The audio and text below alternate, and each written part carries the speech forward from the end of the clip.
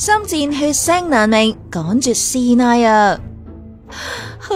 血又係血！唉，怪雞編審周旭明同埋監製戚其義繼天與地之後，前晚新作《心戰》開播啦。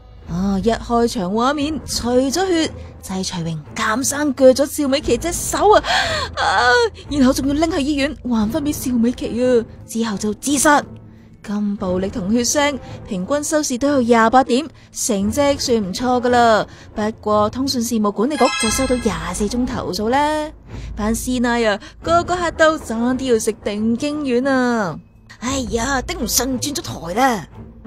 好嘢唔使追劇，可以早啲瞓啊！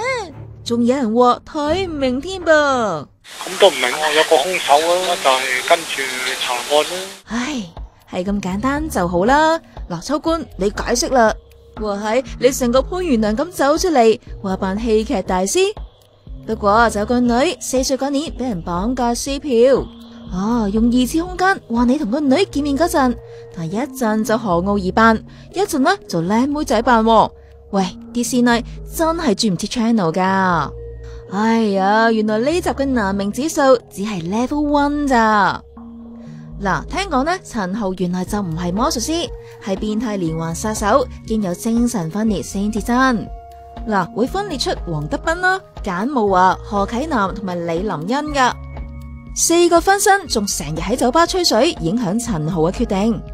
5個陳豪啊，你話難唔難搞啦？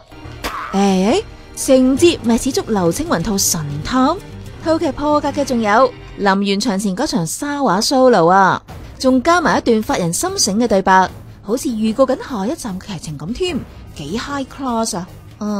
咁上次天與地隱喻6四跟鋪有冇先？